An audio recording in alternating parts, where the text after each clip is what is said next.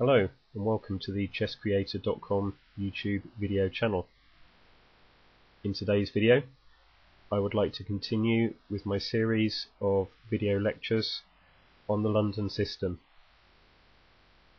In today's video I'm going to annotate another one of my own games, and then in the next few videos we'll return to Grandmaster games, and then we will look at some common tricks and traps in the London system. Okay, so once again this was a 5-minute blitz game, and the game continued as follows: d4, d5, bishop f4, e6, e3, knight f6, bishop d3. And as you can see, I'm starting to form the classic London pawn triangle with pawns on e3, d4 and c3. I've developed the dark square bishop early to f4, and I've developed the light square bishop to d3, which is pointing at h7. This game continues. Bishop e7, quite passive response from black. c3, castles. Now, when people castle early against the London system, it can prove to be something of a mistake. It really allows white to attack. So, here I play knight bd2, just developing, b6, h3. As you've seen in previous videos, h3 is often played in the London system to allow the dark square bishop to maintain itself on this diagram if black plays knight h5. In this case we saw c5, knight gf3, and here the position of the white pieces is pretty much a classic London system formation that you'll see in many of the textbooks. This game continued with c4, and I dropped the bishop back to c2. Black plays bishop a6, and I must admit I personally cannot see a reason for bishop a6. Perhaps it was a mouse slip intending to fianchetto.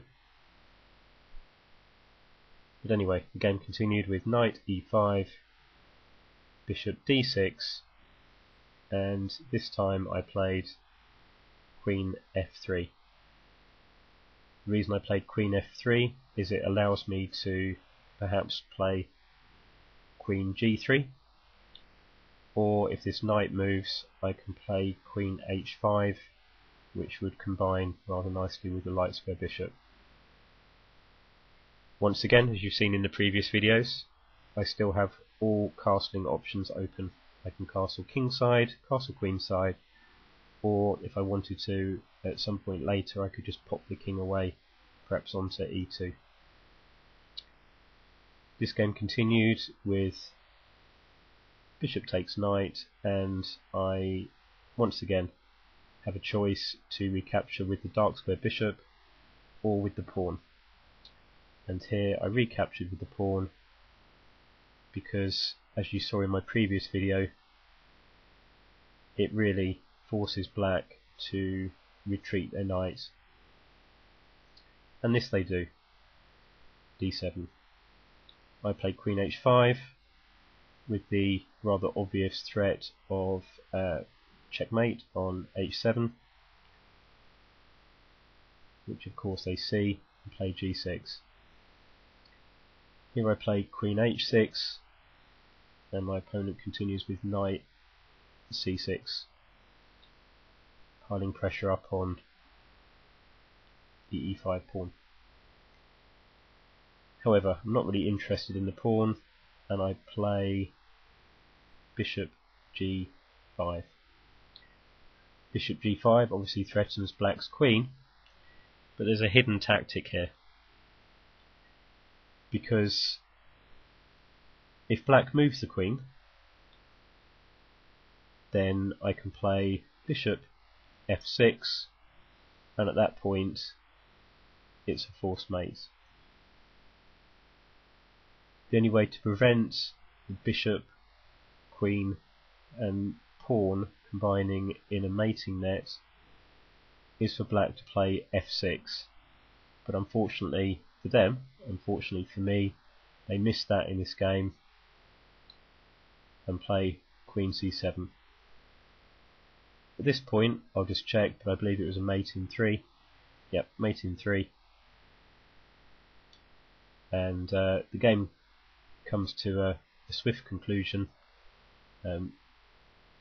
Bishop f6, and now even if this piece is captured, now we've simply recaptured with the pawn, and the pawn on f6 will combine with the queen to allow mate.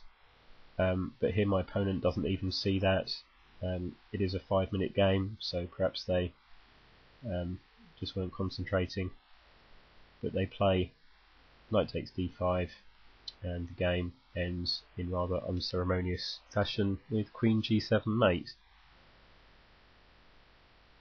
So, not a great game by black, but once again we saw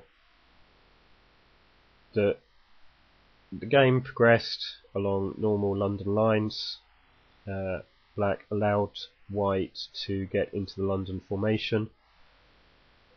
We saw c4 again, and we saw that once again the bishop can just drop back to c2.